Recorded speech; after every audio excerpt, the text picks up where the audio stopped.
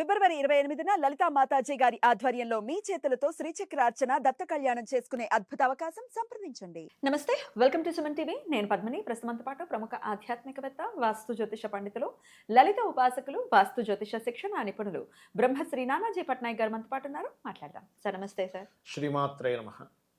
Sir, కళలో కొన్ని కళలు వస్తూ ఉన్నప్పుడు ఒక్కసారేమో భయం వేస్తుంది, ఒక్కోసారేమో భలే ఉంది కదా ఈ కళ అనిపిస్తుంది. కళలో పెళ్లి జరిగినట్టు ఒకవేళ కళ వస్తే అది దేనికి సంకేతం అనేది ఒక పాయింట్ సార్. అలాగే కళలో తాళిబొట్టు పెరిగిపోతే అంటే తెగిపోతే అని అనటం నాకు ఇష్టం లేదు ఆ మాట. పెరిగిపోతే ఎటువంటి ఇది దేనికి సంకేతం అనేది ఒక్కసారి తెలుసుకోవాలనుకుంటున్నాను సార్. ఫస్ట్ ఆఫ్ ఆల్ ఏంటంటే స్వప్నము అనేటువంటిది ఏంటంటే మనకి అమ్మవారు ఇస్తున్న ఒక సంకేతం. స్వప్నం కానివ్వండి, నిమిత్తం కానివ్వండి, సంథింగ్ అంటే మన చుట్టూ జరిగేటువంటి ప్రకృతికి సంబంధించిన. ఎందుకంటే యాదేవి సర్వభూతేషు స్వప్న రూపేణ సంస్థిత అని కూడా అంటాం. అంటే స్వప్న రూపంలో కూడా ఆవిడే ఉంది. మనకి స్వప్న శాస్త్రం అని ఒకటి ఉందండి. మనకి కామన్గా డాక్టర్లను కనుక మనం అడిగితే, సైకాలజిస్ట్ మీరు మాట్లాడింది, మీరు చూసిందే మీ బ్రెయిన్ స్టోర్ చేసుకుంటుంది, లేదా డిహైడ్రేటెడ్ గా ఉన్నా కూడా కళలో వచ్చింది అంటారు. ఈ విషయం ఇప్పుడు కాదు, కొన్ని వేల సంవత్సరాల క్రితం మన గ్రంథాలు చెప్పాయి చాలా స్పష్టంగా. మీకు అసలు కొన్ని రూల్స్ అండ్ రెగ్యులేషన్స్ ఇచ్చాయి స్వప్న విషయం. అది చెప్పుకొని నేను మీకు దీని గురించి చెప్తాను. ఎందుకంటే ఫస్ట్ బేసిక్స్ తెలియాలి కాబట్టి.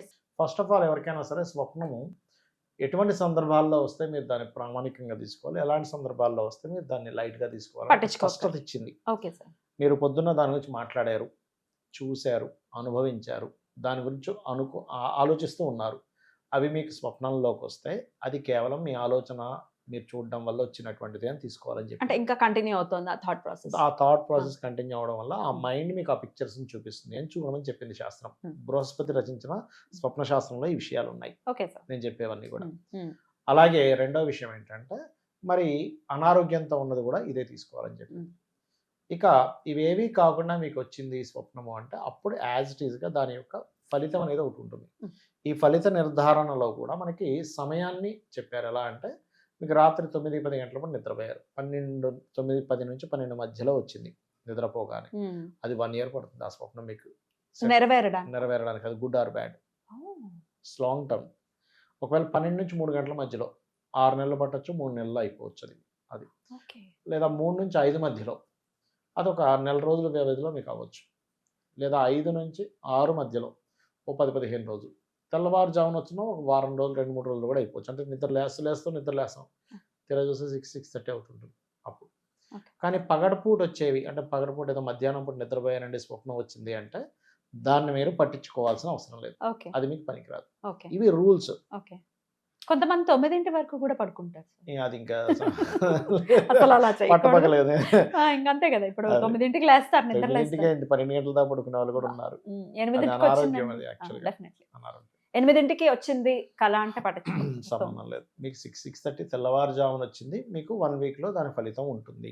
అయితే ఈ ఫలితం విషయంలో ఈ స్వప్నం వచ్చినప్పుడు చాలా మంది చేసే మిస్టేక్స్ ఏంటంటే నిద్ర లేవగానే చెప్పేస్తారు. పక్కన చెప్పకూడదు. మంచి కళలైనా చెడు కళైనా చెప్పొద్దని చెప్తుంది శాస్త్రం. ఏం చెప్తుంది అంటే మీకు మంచి కళ వచ్చినా చెడు కళ వచ్చినా, మీకు అర్ధరాత్రి కూడా వచ్చింది అనుకోండి, ఓ చెడు కళ వచ్చింది, నిద్ర లేచి కాలు చేతులు కడుక్కొని దేవనామస్మరణ చేసుకొని నిద్రపోమని చెప్పింది. ఒక మంచి స్వప్నం వచ్చింది 3 గంటలకు 4 గంటలకు, ఇంక పడుకోకూడదు. ఏమవుతుందంటే ఇప్పుడు చెడుకలు వచ్చింది, మీరు దైవనామస్మరణ చేసి కాలు చేతులు కడుక్కొని దైవనామస్మరణ చేసుకొని మళ్ళీ నిద్రపోయారు. మంచి కళ వచ్చింది అనుకోండి, ఆ చెడు కళని మీ మంచి కళ తీసేస్తుంది, ఆ దోషాన్ని. అలాగే చెడు స్వప్నం వచ్చిందండి, నిద్ర లేచిన తర్వాత ఎటువంటి స్వప్నం రాలేదు అన్నప్పుడు ఉదయం నిద్ర లేచి చక్కగా మీ కాలకృత్యాలు తీర్చుకొని ఇంట్లో పూజాది కార్యక్రమాలు చేసుకొని ఆలయానికి వెళ్ళి ఆలయంలో దర్శనం చేసుకొని మీరు గజేంద్ర మోక్ష ఘట్టం కానీ, త్రిజట స్వప్న వృత్తాంతం కానీ, రామాయణ మహాభారతాలు లాంటివి షార్ట్ ఫామ్లో వినడం కానీ చదవడం కానీ చేసి మధ్యాహ్నం అన్నం తిన్న తర్వాత చెప్పాలి స్వప్నాన్ని ఇంట్లో. అది దాని యొక్క ఇది. మంచి స్వప్నం చెప్పేసాం పొద్దున్నే లేవగానే, ఒక్కొక్కసారి అది నెరవేరకపోవచ్చు, మీకు రావాల్సిన లక్కు పోగొట్టుకున్న వాళ్ళు అవుతారు. ఇప్పుడు మంచి స్వప్నం వెంటనే చెప్పకూడదు. మరి ఇప్పుడు నేను అడిగినట్టుగా కళలో పెళ్లి జరిగినట్టు వస్తే అసలు ఏమిటి సార్? మంచిది కాదండి, అది కీడు. పెళ్లి జరిగినట్టుగా వస్తాయి అది కీడు. అలా కాదు ఇంకో రకంగా వస్తుంది. ఒక్కోసారి ఒక అమ్మవారే మనల్ని ఈ పెళ్లి గురించి తను చెప్తూ పెళ్లికి సంబంధించిన విషయంలో అమ్మవారే తీసుకెళ్తుంది, అది మళ్ళీ మంచిది. అంటే దేవతా సంకల్పంతో మీ పెళ్ళి అవ్వబోతుంది అని అర్థం అనమాట.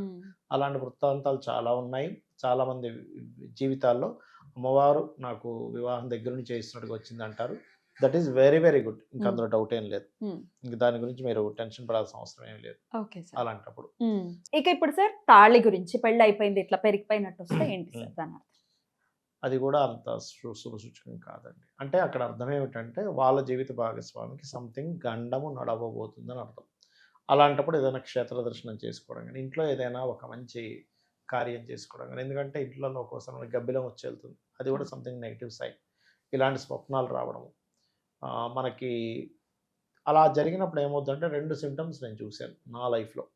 అలా స్త్రీకి ఎవరికైనా వచ్చినప్పుడు అనారోగ్య బాధ వచ్చిపోయిందంటే ఏం టెన్షన్ పడకండి, కానీ ఏమీ జరగట్లేదు బాగానే ఉందంటే మాత్రం చాలా పెద్ద డిజాస్టర్ జరగబోతున్నారు. తుఫాన్ వచ్చే ముందు ఏమీ కనబడదు చూసారు స్టార్టింగ్. అంత ప్రశాంతంగా ఉంటుంది, అంత ప్రశాంతంగా ఉంటుంది, ధన్మ అనేది జరుగుతుంది.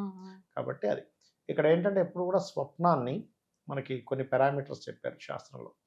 మీకు మీ స్వప్నంలో మీరు ఎలా ఉన్నారు అంటే పెళ్లి మంచిదే కదండి అనొచ్చు, కానీ పెళ్లి విషయంలో అలా చెప్పలే. మీరు ఒక్కోసారి కొండ ఎక్కుతున్నట్టు వచ్చింది మంచిది, కానీ కొండ నుంచి పడిపోతున్నట్టు వస్తే మంచిది కాదు. నిప్పు వచ్చింది మంచిదే, కానీ ఎలాంటి నిప్పు రావలేదు, జస్ట్ ఒక దీపం వెలిగించాం మంచిది. లేకపోతే మనం ఒక కాగడ అంటారు చూసారా, చీకట్లో ఎవరో మనకు కాగడ ఇచ్చారు అంటే దాని అర్థం ఏమిటంటే నువ్వు నీకేమీ కనబడిన స్థితిలో తోచని స్థితిలో ఉన్నప్పుడు నీకు ఒకరి సహాయం అందబోతుంది. అలా కాదు ఊరూరంతా తగలబడిపోతుంది, అది మంచిది కాదు.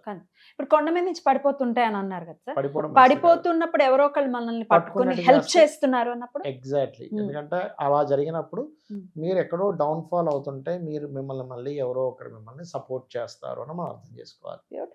అద్భుతం సార్, మంచి పాయింట్ ఇది. అంటే మనం అక్కడ ఎలా జరుగుతుంది ఆ స్వప్నంలో మీకు ఎటువంటి అనుభూతి చూస్తున్నారు. ఇప్పుడు చూడండి, పాము కరిస్తే మంచి స్వప్నంలో కీడు ఆ రూపంలో పోయినట్టు. అంటే కొన్ని దోషాలు మనకి మనం నిజ జీవితంలో అనుభవించవలసినటువంటిది అమ్మవారు ఈ జీవుడికి స్వప్న రూపంలో అనుభవింపజేస్తుంది ఆవిడ అనుగ్రహంతో. మనకంటే స్వప్నం వేరు నిజం వేరు, కానీ అమ్మవారికి కర్మను ఎలాగైనా అనుభవింపజేయగలదు కదా ఆవిడ తలుచుకుంటే. ఇలాగే అనుభవించాలని రూలే ఉంది.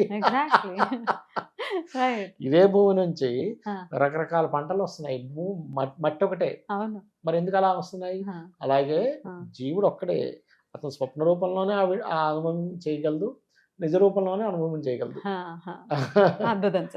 కాబట్టి అమ్మవారి ఆరాధన రెగ్యులర్ గా చేసేటువంటి వారికి ఆవిడ అనుగ్రహంతో మనకు వచ్చినటువంటి ఒక స్వప్నము ఆ రూపంలో దోషం పోతుంది.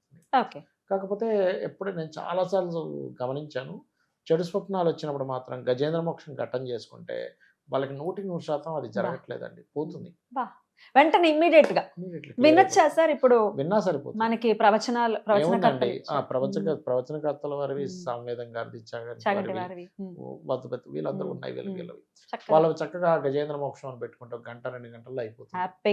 లేదు అవన్నీ నాకు తెలియదు అని అనుకుంటే శుభ్రంగా ఇమాజినేషన్ చేసుకోమని చెప్పింది. ఉదయం పొద్దున నిద్ర లేచిన వెంటనే గజేంద్ర మోక్షం ఇమాజినేషన్ చేసుకున్నా సరిపోతుంది. అలాగా చక్కగా కూర్చొని గజేంద్రుడు తన యొక్క ఆడ ఏనుగులతో అలా అడవిలో వెళ్తూ ఉండగా దాహం వేసింది, ఒక కొలను కనబడింది. ఆ కొలం దగ్గరికి వెళ్ళి నీళ్ళు తాగడమే కాకుండా కొంచెం వాళ్ళు అల్లరి కూడా చేశారు. ఆ అల్లరి శబ్దానికి ఎక్కడో ఉన్నటువంటి మొసలు వచ్చి కాలు పట్టుకుంది. కొంచెం సేపు వాళ్ళిద్దరి మధ్య భీకర యుద్ధమే జరిగింది. రాను ఆ యొక్క గజేంద్రుడి యొక్క బలం తగ్గుతూ వచ్చింది. ఇంకా అక్కడ అతను ప్రార్థన స్టార్ట్ చేశాడు స్వామివారిని, నువ్వే దిక్కు స్వామి అని, అన్యదా శరణం నాస్తి అని. ఎక్కడో ఉన్నటువంటి విష్ణువు వచ్చాడు, చక్రాన్ని వదిలాడు, ఆ యొక్క ముసలి యొక్క కంఠాన్ని ఇచ్చేశాడు, ఆ పద్మంతో తన యొక్క తల మీద నిమిరాడు, మోక్షం లభించింది. అది మనం చేసుకుంటే ప్రతిరోజు దీన్ని తలుచుకుంటే 100% ఇప్పటివరకు నేను చాలా మంది చెప్పాను, అందరూ కూడా సార్ చాలా రిలీఫ్ ఉంది సార్, నా లైఫ్లో టెన్షన్స్ పోయాయి అని చెప్పిన వాళ్ళే ఉన్నారు. రోజు ఇది తలుచుకోవాలి. అసలు ఇంకా కళలు అనే పాయింట్ ని పక్కన పెట్టేసి ప్రతిరోజు నిద్ర లేవగానే ఇదే ఇంకా హరినామ స్మరణము, అలాగే మీరు చెప్పిన గజేంద్ర మోక్ష ఘట్టం అంతే. ఎందుకంటే మనం కూడా మన లైఫ్ లో అనేకమైన వాటిలో ఇరుక్కుపోయి ఉంటాం. ఆ మొసలికి ఆ ఏనుగు ఎలా అయితే ఇరుక్కుపోయిందో, అంటే మన సంసార బాధలే అవన్నీ కూడా అంతే కదా. అప్పుల బాధల దగ్గరనో, లేకపోతే ఇంకోటి ఏదో ఇన్స్టాల్మెంట్ కట్టాల్సింది ఉందో, స్కూల్ ఫీజు దగ్గర ఇరుక్కుపోతాడు. స్కూల్ ఫీజు అనే ముసలితో ఇరుక్కుపోతాడు ఒక తండ్రి. ఇంకొక ఎవరికి అప్పిచ్చి ఇరుక్కుపోతాడు, అప్పు అనే ముసలి దగ్గర ఇరుక్కుపోతాడు. లేకపోతే జాబ్ అనే ముసలి దగ్గర ఇరుక్కుపోతాడు, బిజినెస్ అనే sir. ముసలి దగ్గర ఇరుక్కుపోతాడు. కరెక్ట్. అలా మనకు మోక్షం లభిస్తుంది. అద్భుతం సార్. చాలా వివరంగా మాకు తెలియజేశారు. అర్థమయ్యేటట్టు తెలియజేశారు. వచ్చేటటువంటి ఈ కళల గురించి భయపడాల్సిన అవసరం లేదు. ఆ పరమాత్మ విష్ణుమూర్తి ఉన్నాడు ఆదుకోవడానికి. Beautiful sir. Thank you so very much. నమస్తే సార్. శ్రీమాత్రే నమః.